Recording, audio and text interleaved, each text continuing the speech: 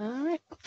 Good afternoon, everybody. My name is Jen Mascadrelli, and I'm joined by Nicole Swanson from the Carly office, and I believe I also saw Debbie Campbell, Lorna Engels, Jessica Gibson, and probably some other folks from the Carly office as well, to talk about the PTE process specifically this afternoon, although, as always, if you have other questions about the migration and Alma, you're welcome to ask them. This afternoon we do have a little bit of a slide deck to share and some topics to discuss. So we're going to talk about an e-resources integration in Alma, what PDE is, decisions you need to make, and the PDE report itself, a refresher on different PDE scenarios, and what's next after the PDE process. So some of this is review from our webinar that was recorded, but it's hopefully, we'll be able to clarify anything that you may have had questions on.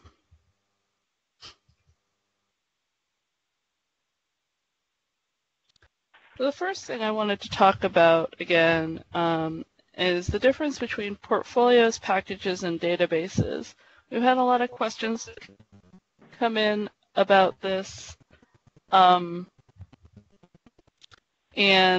so I thought it would be useful to talk about it again. I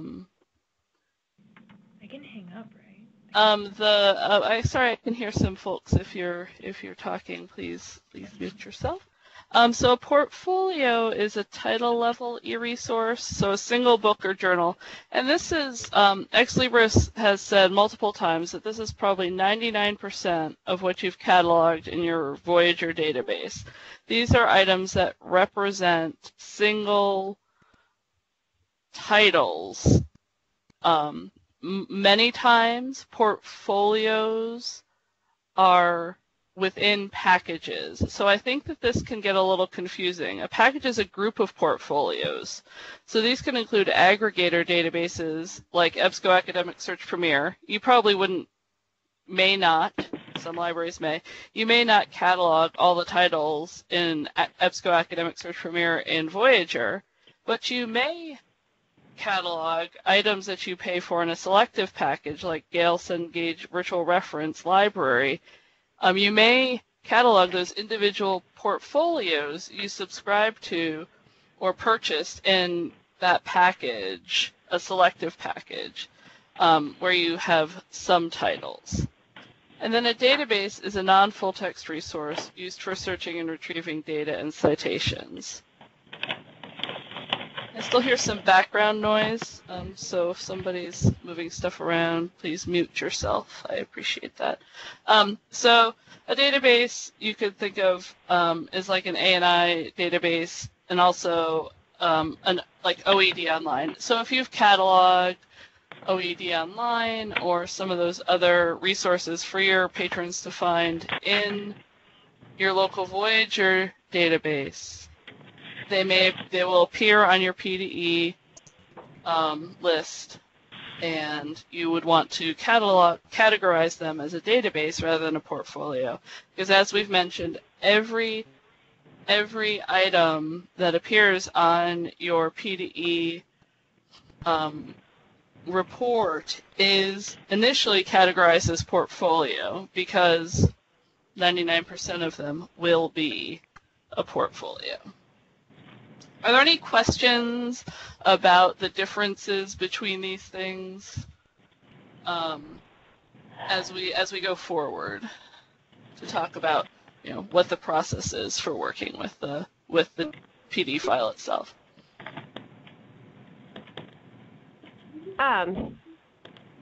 This is Dr. Sebastian from Illinois Central College, and I do have just a clarifying question, and please pardon my ignorance. I just want to make sure that I am understanding correctly. Is there a concern with so I'm thinking about films on demand. So I have most of my individual titles are, they came in that P2E report as portfolios.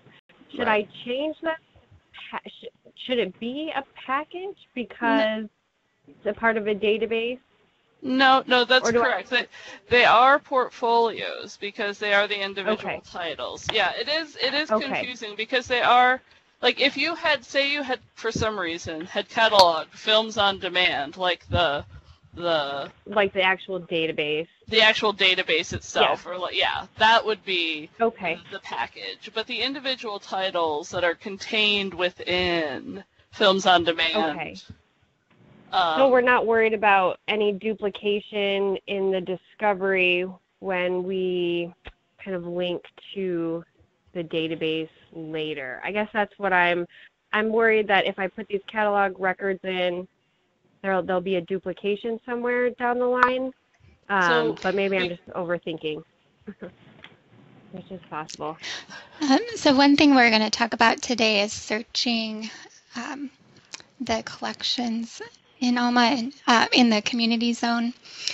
And if you might be linking to that instead of using the records already in your Voyager database, then you might consider not migrating those and enabling those in the community zone instead. Okay. It kind of, there's a lot of choices. I mean, if you have bulk loaded the films on demand records that you've purchased, which is probably what you've done, and not activated them through a link resolver, then you probably want to activate them through this process. And after the migration, there's always some cleanup. From what Exlibris has said, that you may decide, oh wait, I'd rather have these linked to the community zone, like Nicole just said. So then there are like ways to do batch cleanup jobs yourself. Like it's not like, oh, file a row. There's like, scoop up all these records and do this to them. So I mean, my kind of gut has been, it's better to kind of, and one thing I did want to kind of reiterate that I didn't say yet is that because this is the test process,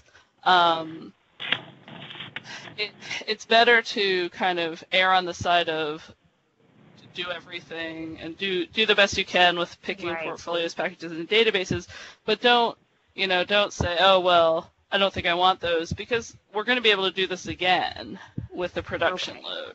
So if you don't like what happens, you can be like, oh, I really didn't like how that looked. I'm going to take those out, out of Voyager and not migrate them. Okay. Thank you. That really does help kind of me think it through. So appreciate it. Okay, good. I see. Linda's saying she's not. Let's see here. Well, it does show we're presenting. Right now we just have a slide up that describes the portfolios. So let me see if you see it when Nicole changes the slide. Are there any other questions about portfolios? I have a question. This is Cindy Scott from Benedictine. Mm-hmm.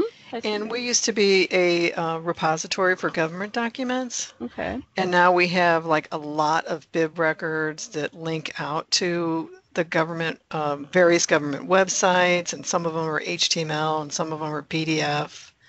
And we can't be the only one that probably was a government repository and now has online stuff. How do you see that being transitioned? Or what would you recommend? Are those in e-resource locations as identified? They're on your PDE. Yeah. Okay. Yeah. They do have recommendations. They being Exlibris do have recommendations for e-resource for GovDocs repository libraries. I understand you're saying you're no longer a repository library, so you're not like actively continuing to add them. I think that's correct, but we do have a lot. You have a lot in there.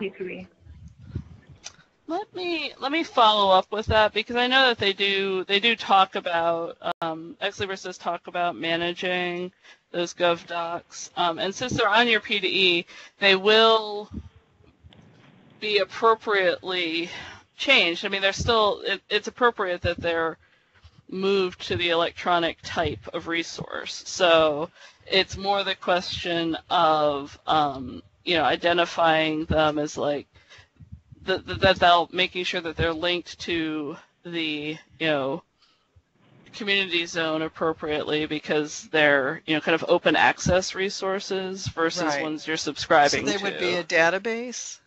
I think that they're individual titles. So I still think that they're, Okay. That's true. I just thought because they Yeah. go to the Gov website. yeah, I Okay. still think they're portfolio because Okay. they're still, just when you think about what you're looking at, I think the best thing to think about is, does this go to a single thing? Is That's this true. a book or, is it a single title or is it like a group of titles? Okay, thank you. That's helpful. Mhm. You're welcome.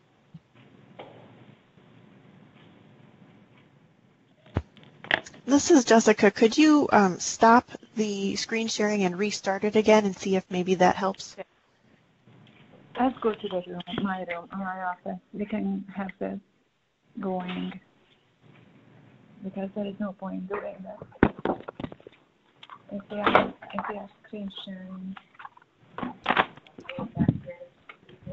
The whole call will not be screen sharing, however. There's just a few slides here at the beginning, and then it'll be open questions and answers. Yes, we're just, there's just a few things we're doing.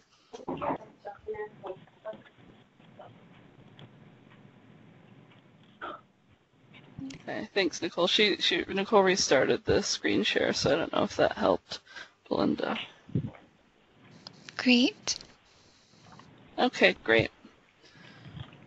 All right, I'll let Nicole talk some about the sandbox access, and then we'll go back to P2E and your questions. So last Thursday, I sent an email to all Alma Primo VE contacts with information about accessing our 2 sandboxes. Ex Libris required real institution names for our sandboxes, and Sandbox 1 is called UIU, and Sandbox 2 is called SIC. Sandbox data is generic from Ex Libris, and these names don't imply any relation to the data, staff, or users of the 2 institutions whose names they have. The sandboxes are places you and your staff can try out and become more familiar with the features of Alma that you're learning about in Ex Libris' training videos and documentation. Also, you can search the community zone to see what collections are available, and I'll show you how to do that a little bit later. Be aware that all iShare libraries and Carly's staff will be sharing the 2 sandboxes for testing. So along with the login credentials, we shared some best practices and general information. So one of those is please do create your own examples, but please avoid deleting anything you did not create. So we're trying to preserve all existing training examples and configurations. The sandboxes are not intended for load testing, and they have size limits of 10,000 total patron records and 100,000 total bit records. If you wish to perform data imports in the sandboxes, you want to limit the size of those files to just what you need to review for quality assurance. Ex Libris has provided a set of generic staff users with various roles configured. Note that the roles you log in with will determine what features of Alma you'll be able to access. For example, the circulation administrator role is limited to fulfillment activities and administration, and the cataloging administrator role is limited to resource management activities and cataloging administration, as we can see from the sandbox menus when each user logs in. So I put some screen shares of what those menus look like up here, and you can see that the resources list doesn't even show up for the circ administrator, and fulfillment doesn't show up for the cat administrator, and both of those are limited roles. Some user roles can perform most tasks, And you can see descriptions of each of the roles on the access information Ex Libris provided. Note that more than one person can log in under the same staff user at the same time. Please do not change the roles for these logins in the sandbox. Wait until you have access to your test environments to experiment with creating additional staff users and assigning role configurations. We ask this because there are very low limits to the number of created users in the sandbox. The analytics module is not available for our 2 sandboxes, but you will have access after your full test load in your test environment. Also, you won't be able to test authentication and other integrations in the sandboxes, but again, you will be able to test them in your test environment.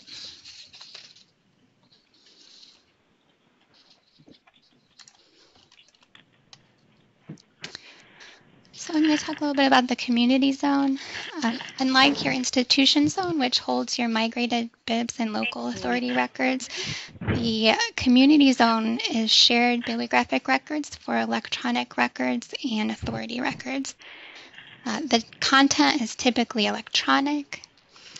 It's not a replacement for WorldCat. The records are provided from vendors, suppliers, and customers who are live on ALMA. Records will usually not have OCLC numbers, but I read in Ex Libris' standards document the exception to that is if OCLC has announced they're in the public domain and can be added without requiring any attribution. Customers can submit portfolios, particularly free e-journals and e-books, and US GovDocs, as well as packages and databases. There are requirements of the content, which you can read more about in the contribution guidelines. There are also cataloging policies and standards in place.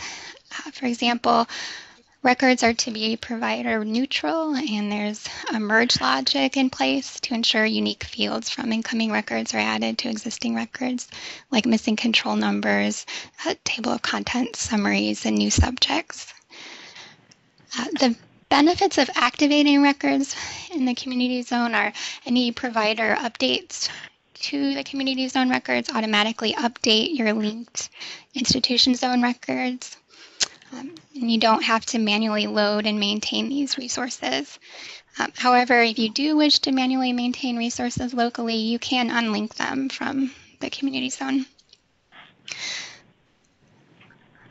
While you're reviewing your PD files, it's a good time to search the community zone to see what is available. So let's go ahead and do that. I'm just going to pull over a window here.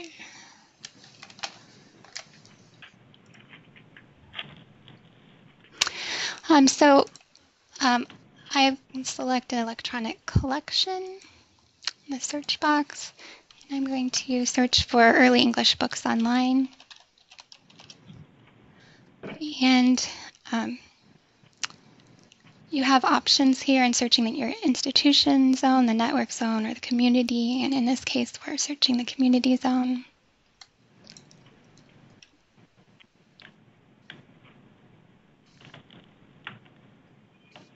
No, yeah, but basically she's talking about sandbox, so it's not a big deal. Right. I kind of know what it is about. All right, so here,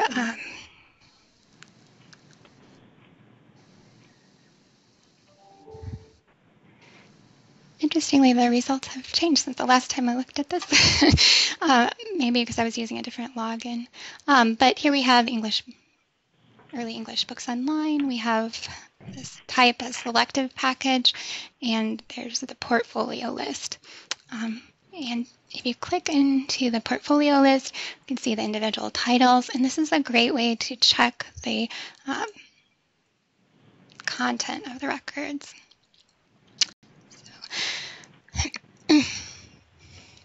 Some provider content's more detailed than others. Let's look at another title here, or another collection. Nicole, excuse me, this is Cindy. Sure. What user ID did you log in as? because I'm not really sure what role gives you this ability.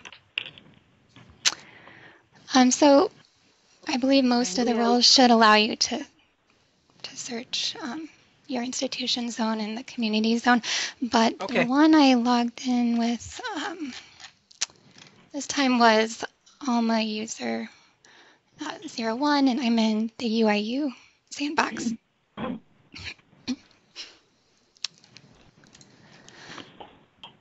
Okay, I'm going to go ahead and search for ebooks,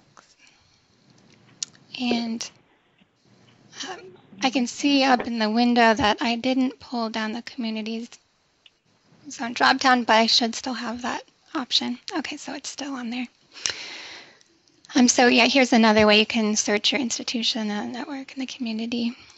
Here.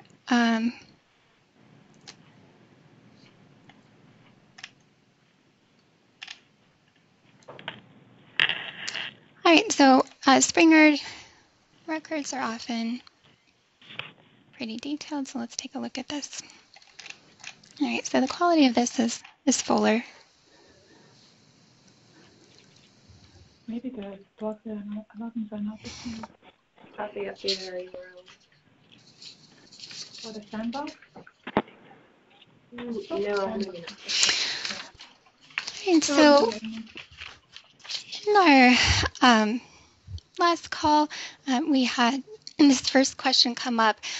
Can we include multiple locations for provider names on the migration form?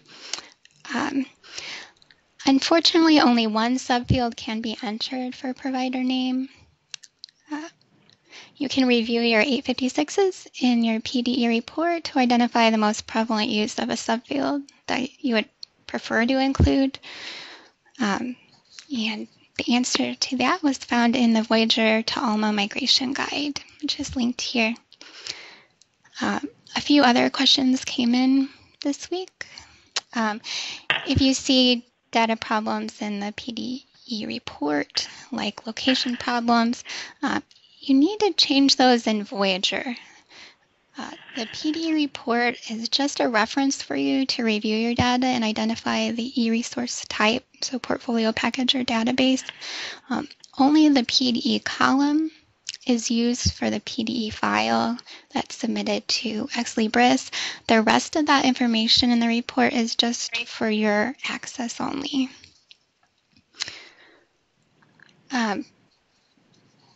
Also, I just wanted to point this out. Suppressed MUF heads that migrate to Alma become unsuppressed during migration. So if you do wish to migrate these, keep track of them using your PDE report or by some other means so you can suppress them post-migration.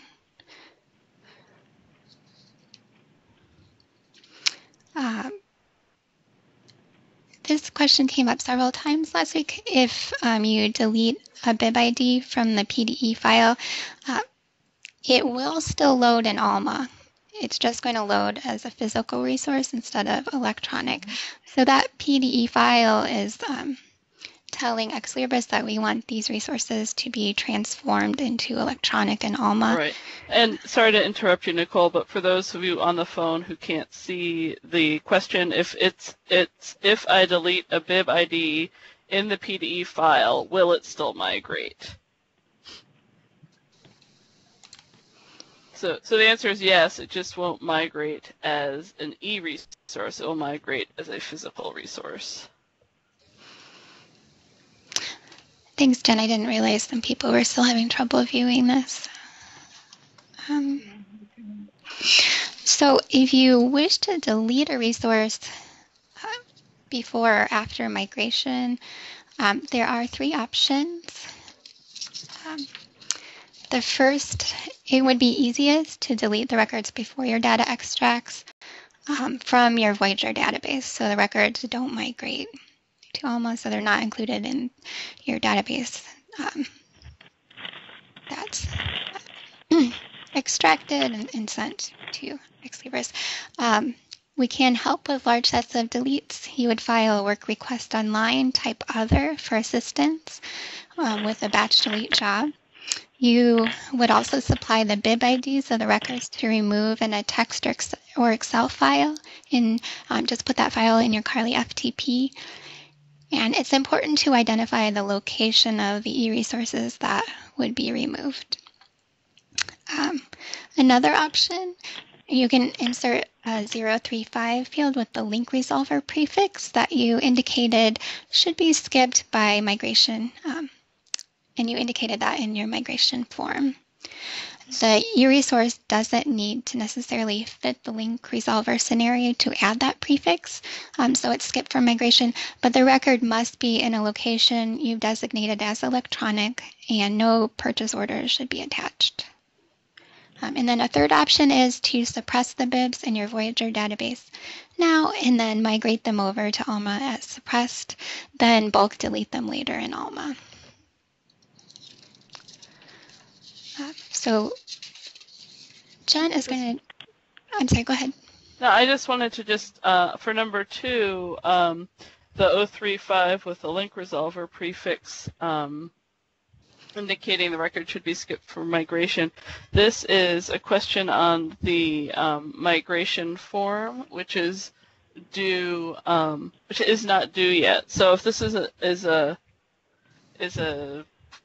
idea you're curious about, you know, like, okay, well, if I can insert an 035 and some bibs that I don't want to, If you don't want to connect, you don't want to have migrated. Yeah. I'm sorry, I still hear people talking. We can work with this, work with you this way. So. Good. Bye.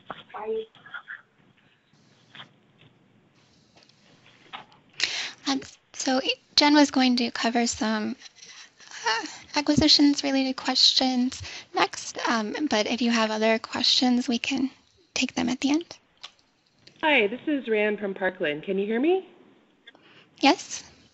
Okay. I have a question. It's kind of about how the link resolver activations form and the PTE spreadsheet decisions sort of interact. So an example is we have a Credo collection, and we chose to load all those bib records into Voyager. Now we're looking at trying to decide whether we should not migrate those during the PDE process and activate them later in the link resolver to ALMA activations. But then when I look on the link resolver to ALMA activations, I see that Credo, even though we think of that as a package that is defined, it comes with a certain set of titles, it's on there as a selective package. So it's not clear to me if it's going to be best for us to leave them on the PDE migration or to take them off and do that with the link resolver to ALMA migration activation. Does that make sense? It does. I'm sorry, what link resolver do you use? Well, we use EBSCO. EBSCO, okay. Yeah, I feel as though because there's a couple ways to go about this. There's always, and we'll talk more about this now and down the road, there's always going to be cleanup. There's always like that stuff you have active in both places. But we've had multiple libraries ask about this, and you've taken the time to, you've gotten bib records and loaded them into Voyager and probably done a little bit of work to them to make them, a little bit enhanced a little bit. So I don't know, it may be worth, loading them. I mean, I guess my gut has been all along with these sorts of, okay, we have them active in both places, is because this is the test, to just let it go in both places and see which one you like better. And I know on the EBSCO one, you do have to, on the when you're doing the link resolver worksheet for EBSCO, you have to say by title, and then list the titles, or you can just say by title and then go activate the titles yourself after, which Right. is probably the easier choice. For those of you who aren't an EBSCO customer, don't worry about this.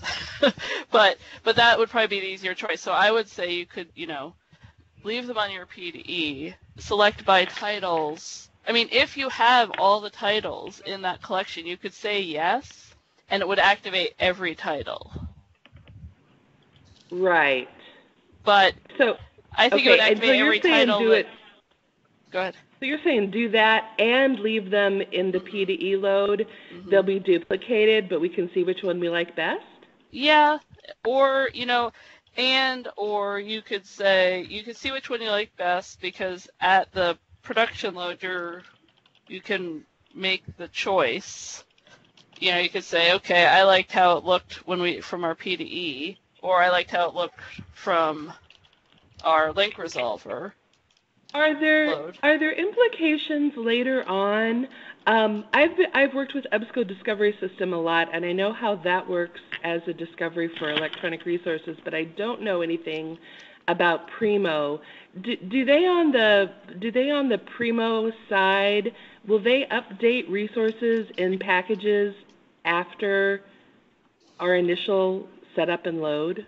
Do they maintain those databases, or do we have to do that manually? It is maintained. So, like, if you said yes to that database and didn't get anything else that was added to it after the fact,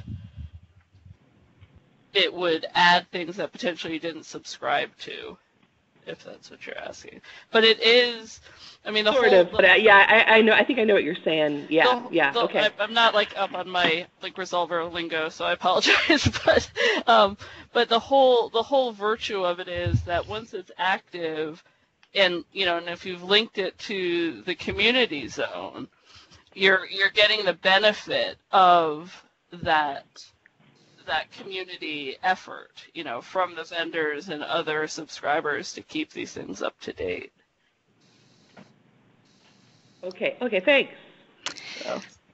Before we move on, there's a question from Sharon Nelson that says, on our PDE file, we noticed some MUF heads had an e-resource location and shouldn't have. We've changed the location on the MUF head to a non-electronic location. Should we delete these manually from our PDE file? Or we'll almost skip over them. Normally if you had been deleting these records from your database, I would say it doesn't matter, but there are consequences for print resources showing up on the PDE file, especially if they have 856 fields. So I would go ahead and remove those from your PDE file. I agree. It's a good question, Sharon. It's kind of like those ones, the kind of weird ones that are fall out of cleanup sort of things. All right, and good question from ONU. This is the test load going to be completely replaced with the full migration. Yes. There's a few things that stay. The vendor records and locations and libraries stay from the test load to production, but everything else is replaced. So that's just something to keep in mind. And it does give us some time to kind of see what happens with this process and see what we like and what you like and what you don't like. So I think we've answered the questions in the chat. I wanted to briefly talk about acquisitions records and PTE, Voyager acquisitions records. There were some questions last week, and a couple were pretty specific, but we had another question come in about managing, does it really matter if we pick portfolio package or database on our PDE if most of them are portfolios, the majority, and, it matters especially if you have purchase orders in Voyager, because when you're migrating this data, not only are your print records being turned into e-resource records, but if they are linked to purchase orders in Voyager, the purchase orders are turned into electronic orders. And so you need to make sure that you're assigning the correct type of record, a portfolio package or database, so the correct electronic order type is created, and the electronic order type will kind of tell Alma how to treat the resource. Is it something that's going to be paid for every year? Is it something that's paid for once, etc.? So that's another reason it's important to pick if it's a package or database, which are kind of treated the same way as in what they call an e-collection, or if it's a portfolio, like, it's a single title print subscription, like you've assigned it a subscription purchase order type in Voyager. On your P2E, you've assigned it a portfolio type. That will change the purchase order type from print subscription to an electronic subscription, electronic order type in Alma. And the implications are for workflows in Alma. So that's another reason you want to think about your portfolio package and databases and what you're assigning. So, and this is important if you have purchase orders attached to these records. Obviously, if you don't have purchase orders attached to items on your P2E, this slide is not relevant, and P2E will still go on, and you won't have any order records attached. Lynn has a question. Are you saying on a print record there cannot be an 856 field? No, that is not the case. Print records can definitely have 856 fields, and often do have the table of contents links and that sort of thing. The P2E file is created as, we looked at what you identified as your e-resource location and looked for the presence of an 856. So if there is an e-resource that is identified that is not in one of your e-resource locations, even if it has that 856 in it, it will not be transformed into the electronic type of resource in Alma. So it's a kind of a combination of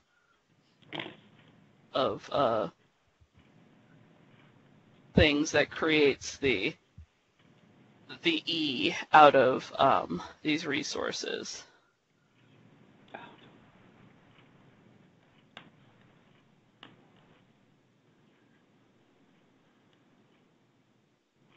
Okay, good.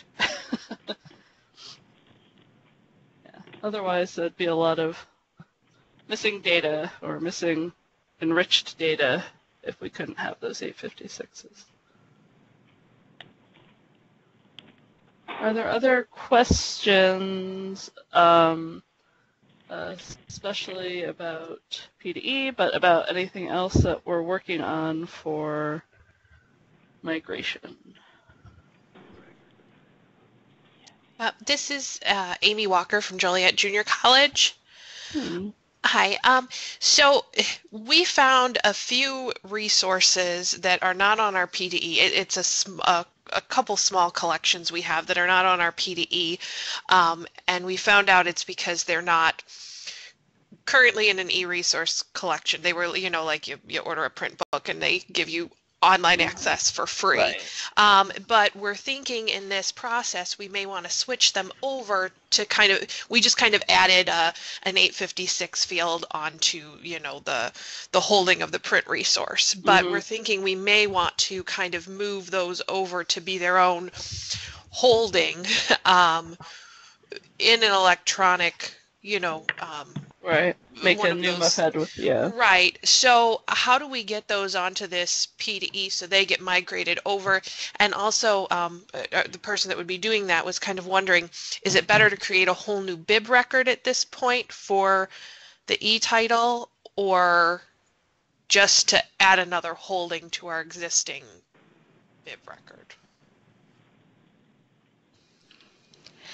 So if you have a bib record and it has two holdings, one's the print location, one's the electronic, the Alma will transform that electronic holding to e-inventory, and the print will just migrate as the bib with the print holding. So I think that will be okay in that case. Okay, so there are two things that need to happen. When you move these to electronic location, is this going to be a location that's already identified on your migration form or in that list of locations? Yes. Okay, so that's good. All that needs to happen is the bib IDs and your institution code and whether they're portfolio, package, or database, which sounds like they're probably portfolio in this case, just need to be added to the PDE file. Okay, so essentially just add them to that PDE form to match the format of the others. Mm-hmm. Okay. Are there a lot of them? It's like 15 or 20. Oh, okay. That's probably easiest to just add it in. If it was a lot, we could inquire with our system services staff and see if your report could be run again. But with just 15 or 20, can probably add them in the same format as the other records in that PDE column. Okay, thank you. I think the question of should it be on a separate bib is kind of a bigger esoteric cataloging question. Yeah. Historically we've recommended keeping them separate, but for migration purposes, it should function. We should split them. So in that respect, it should be a safe migration. Okay, thank you. Thanks. Okay, ONU says for the link resolver migration, do we need to do anything with the e-collection special cases by the July 23rd deadline? Okay. ONU, which link resolver are you using? Sorry. Serial Solutions.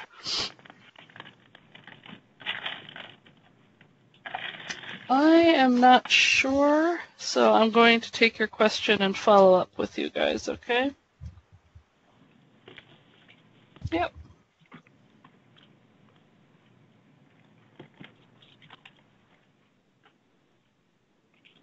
Yes, for the link resolver migration with the 360, if you downloaded the required reports, you can just submit them to Box. If you have them ready, you can just upload them to your Box folder.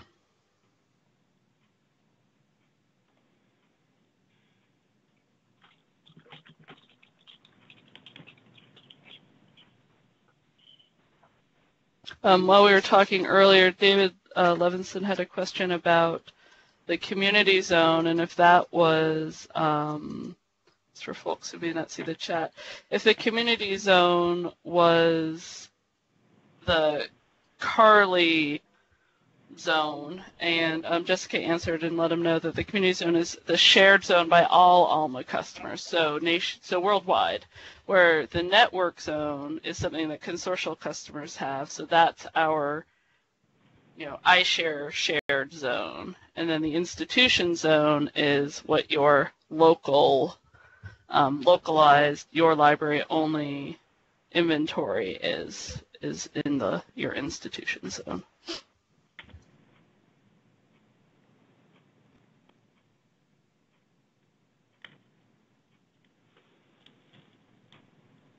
Are there other questions? This is Sue Wilson at Illinois Wesleyan. Hi, Sue. They have already answered this, but I'm going to run it by and see if I understand it. So for the P2E process, we have short records that are suppressed that we use for creating POs and invoices for databases and packages. But they're not, we don't catalog the items separately that are part of these packages. Mm-hmm. There's no info in the MUFHEAD other than the electronic location. So what's the best way to handle these? Will they come across as unsuppressed, and then as a cleanup we would have to suppress them? So are the bib records suppressed? Yes. They should migrate over as suppressed. If you requested that to happen in your migration form questions. Right. That's one of the questions on the migration form is basically, do you want bibs that are suppressed to stay suppressed? Okay. Then sounds like yes. So we have a couple kind of specific questions about the migration form. Should we just submit those in an email for you guys? You can ask them if you want. I mean, you may not be the only ones with those questions, so we're happy to. Okay. And a couple of them Gloria wrote, and she's gone. So if they don't make sense, I'm not going to be able to help much. Okay. So on the migration document, question 28 and 29. 29 asks about holdings being suppressed. Is this only if the MUFHEAD itself is specifically marked as suppressed? Yes. So I'm going to go ahead and pull up a slide from a different PowerPoint here. I don't know if you can see this. Some of the folks are on the webinar, but some are just on the phone. So 28.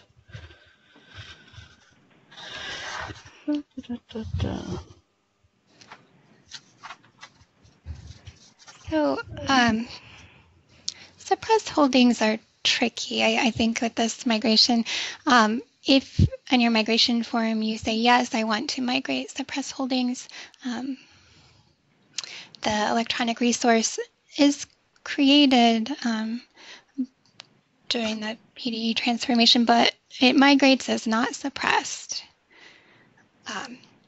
If you say no, the holding is skipped from the process, but an electronic resource is still created from the bib record. This is what I was referencing a little earlier. If you are migrating resources with suppressed holdings, I would keep track of those. And if you say yes in this case, then I would go into Alma and then suppress them later, if that's what you intended to happen. Okay. On question number 44, they ask about FY. Do they want the fiscal year for next year when we actually migrate, and not the current one?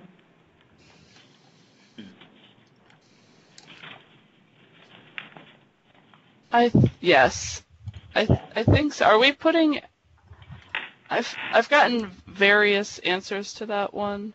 I think by date of conversion is an okay answer there. Because this is kind of like, since this is for the test run, I mean, I think this question is going to be a different answer next year. So, I mean, the answer, it will vary. If you're doing if you say by date of conversion, it will make your active fiscal period the one that is current when the migration happens. So for this migration, it's going to be happening. The test migration is going to be in the fall, so it will be the 29th. Well, 2020. Yeah, 20. Yeah. So. And then when we migrate, we'll still be 1920, because Right. it'll be June. Okay. Yeah. Mm-hmm. All right. On question number 47, why does Carly recommend only keeping POs sent approved for 1 year? The POs will be kept. They won't go away. It's just that they will be closed. Okay. So basically, the recommendation is that the purchase orders that are sent or these are like ones that are hanging out. So they're like new and older than a year. They're sent and older than a year. They're invoiced and are older than a year. These can all be set to closed because they're older than a year, and you probably, you really shouldn't have to do anything with them anymore. And so it's just kind of a way to kind of like close the box on them, I guess. Mm-hmm. And so it's a way to do it automatically. You can pick a different number of time if you'd rather have 2 years, or 5 years, you can, it's just like, it's just an opportunity to kind of like, sweep some of this stuff into a folder and make it neat. But they'll all still be there. They just will be closed. Okay. Yeah. And then one more. Question 48. Is this referring to invoices that have been received but not approved in Voyager? Automatically close purchase orders are single part of invoice and they're older than 8 years.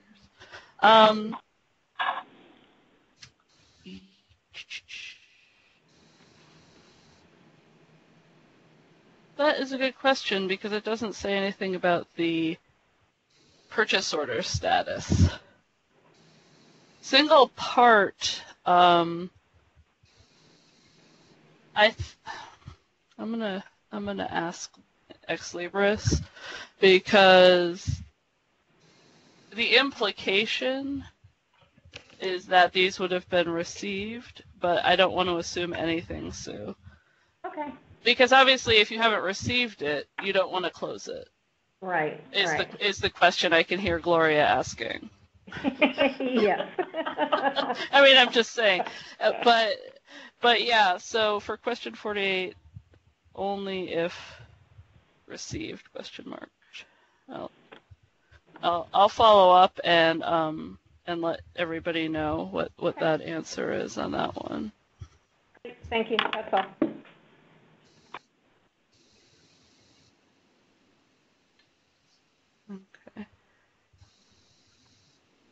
Okay. Looks like we got some chat questions.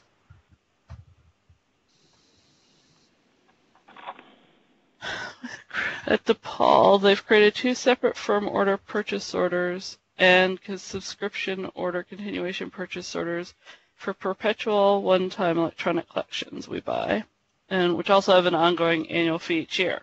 Okay. So another way to do this is 2 separate.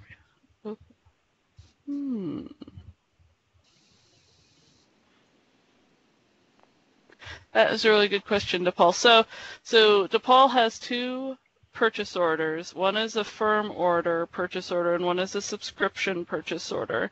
And so on your firm order, you paid for the one-time electronic collection first-time fee, and then on your subscription / continuation purchase order, you pay your additional ongoing annual fee each year, and so those roll over each year and you pay them each year like a subscription.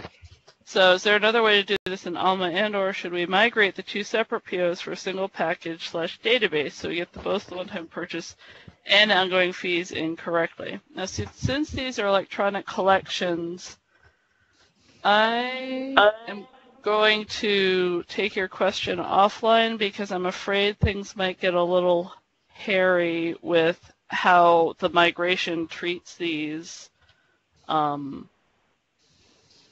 orders and how they transform them. So I don't want to take a guess at that one, but I will I will follow up with that. And Lynn has a question about rollovers. And Lynn, I assume you are asking about the timing of the migration and rollover.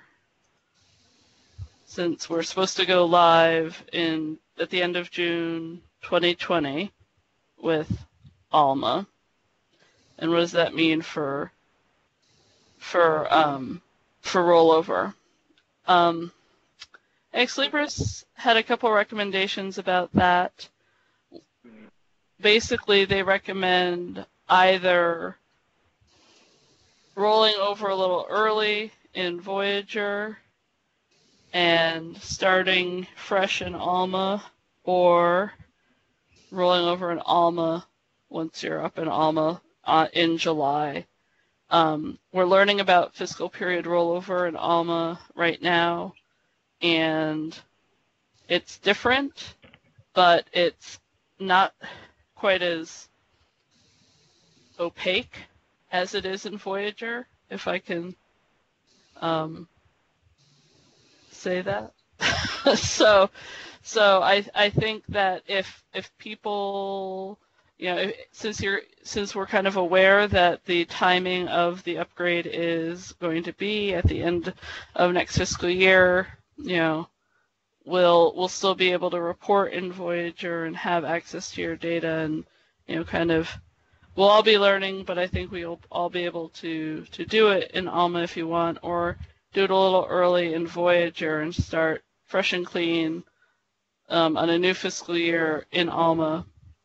For folks that have heard or read that you cannot have 2 fiscal years kind of, quote, open in Alma at once, it's true, but you can have grace periods in your fiscal years, so you could actually use 2 fiscal periods at once in Alma. So it's a slightly different concept, but you can still do the same thing where you pay out of 2 different fiscal periods at the same time. So we're still working on recommendations and guidance for next June, but we'll get you through that time. Yes, the grace periods it's a nice thing to learn about.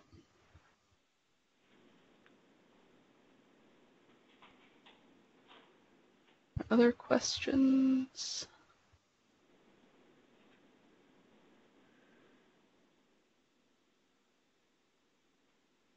We're almost at time.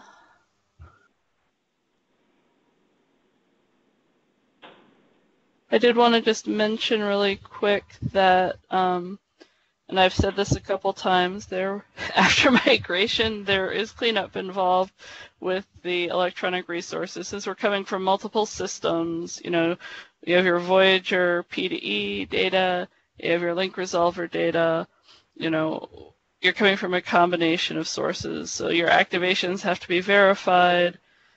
P2E portfolios, you need to indicate what packages they belong to, and some resources may migrate as inactive when they should be active. Ex Libris has a lot of recommendations for reports you can run and kind of batch jobs you can do on your data to clean this stuff up after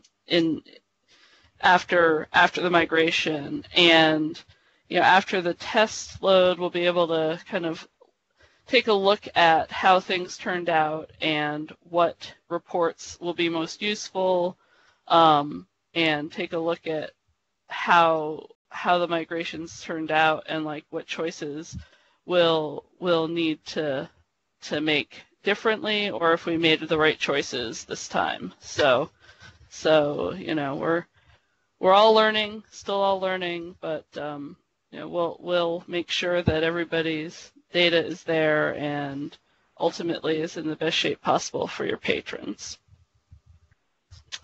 So Belinda asked if this is the last Monday call, and it is. We are switching to Thursdays at 2 on July 11th.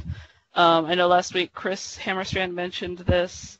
The July 11th is kind of our quote kickoff call, which is, a little funny because we've been doing a lot of work already, but we're going to officially kick off on July 11th, and that will be through Ex Libris's WebEx rather than through the Skype. So hopefully everybody will have time to set up the WebEx, and there won't be kind of this half only have phone, half only have video. So I appreciate, Belinda, you reminding me. We do have a week off for the 4th of July, I guess. I'll take a week off from chatting to each other, but as always, you know where to find us at support at carly.illinois.edu, and I'll follow up with the questions that I couldn't answer, and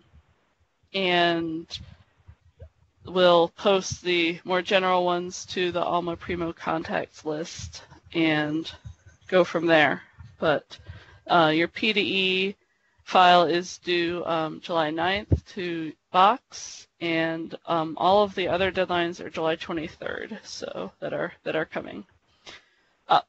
And I want to thank you all for coming, and hopefully this helped you with your PD questions and your link resolver questions and your migration form questions. Yes, we will send the info on how to connect in July to the Alma Primo contacts list as soon as we have it all set. Thank you, Kathy.